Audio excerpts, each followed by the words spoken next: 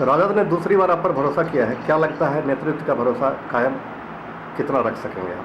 बिल्कुल, मैं आपको बता दूं कि अहिंसा के पुजारी बुद्ध, महावीर और पीर अली के इस बिहार में कभी भी गांधी के हत्यारों की सरकार नहीं बन सकती है। ये माइलस्टोन है, मुझे विश्वास है। राजद ने भरोसा किया है, इसके पीछे बड़ा पृष्ठभूमि है, बड़ी कारण है, और लालू यादव के विश्वास को मधेपुरा की जनता कभी अविश्वास में नहीं बदल सकती। और ऊपर से नीतीश कुमार जी का समर्थन है। लालू यादव ने गरीबों के सम्मान को 7वें आकाश तक पहुंचाया और रेल मंत्री के रूप में जो बिहार का विकास कराया, और नीतीश कुमार जो उस गरीबों के रीढ़ को मजबूत किया और बिहार को जो विकास का मॉडल बनाया, इसके पीछे कोई टिकने वाला नहीं, इसके सामने कोई टिकने वाला नहीं।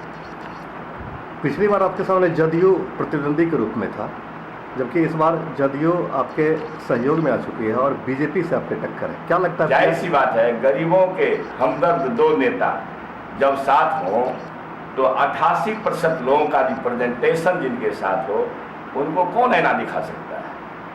असंभव है, कभी प्रतिद्वंदी जीत नहीं सकते। अपने पिछले 5 साल के कार्यकाल से आप कितना संतुष्ट? बिल्कुल, संतोष का विषय नहीं है।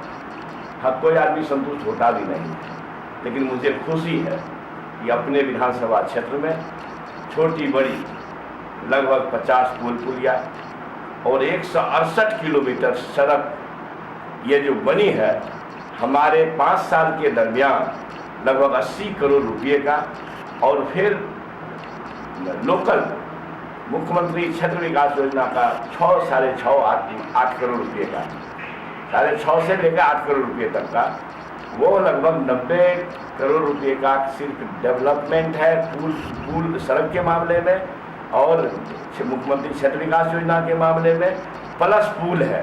तो पुल का हम उम्मीद करते हैं अगर कम से कम मधेपुरा विधानसभा क्षेत्र में स्ट्रक्चर खड़ा करिए तो 30 से 32 करोड़ रुपये का है, जो 1 अरब के आसपास का होता है। तो 5 साल में 1 अरब का काम हो जाए एक क्षेत्र में, ये संतोष का विषय है जरूर, लेकिन फिर भी मैं संतुष्ट नहीं हूँ, काफ़ी काम करना बाकी। मधेपुरा विधानसभा सीट की जहाँ तक बात है कि यदि जाति आधारित ध्रुवीकरण की बात करें तो यादवों का वोट इस बार बढ़ता हुआ नजर आ रहा है, आपको क्या लगता है? क्या कई प्रयोग हुए हैं मधेपुरा में। जो ध्रुवीकरण की बात आप कह रहे हैं, यहाँ बराबर से यादव प्रत्याशी ही सारे पार्टी उतारते रहे हैं, लेकिन रिकॉर्ड है कि मधेपुरा में अमूमन 98% टाइम में सोशलिस्ट आधारित पार्टी ही यहाँ चुनाव जीती है। इसलिए यादवों के विभाजन का सवाल ये भूपेंद्र राव का कोसी और मधेपुरा क्षेत्र है, जहाँ भूपेंद्र नारायण मंडल ने ऐतिहासिक काम करके सोशल चेंज का काम करके गए हैं। हर जाति धर्म का लोग इस पार्टी को वोट देते रहे कमोबेश, और इस बार तो नीतीश बाबू का भी साथ है, और यादव का ध्रुवीकरण का तो सवाल ही पैदा नहीं होता है। हमको लगता है निर्दलीय टाइप का कोई लोग वोट ले आएगा यादव का, ये शीशे जैसे कुछ नहीं हो सकता है। सांसद पप्पू यादव का आप खिलाफ करते रहे हैं, उनके समर्थक और उम्मीदवार से आप कितना खतरा महसूस करते हैं? सवाल सांसद पप्पू यादव के खिलाफ का नहीं है।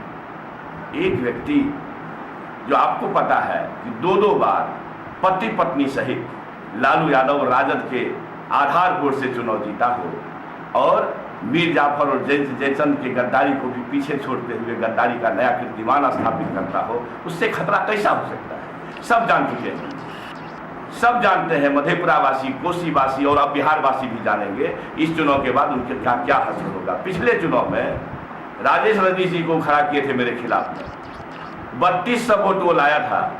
उनकी धर्मपत्नी कम से कम 4 दर्जन जगह सभा की थी, हजारों लोग को वो फोन किए थे मेरे खिलाफ, 3200 वोट आया था। उतना वोट तो लगभग मुझे पंचायत में आ जाता है अपने पंचायत। तो क्या उनसे कोई खतरा है?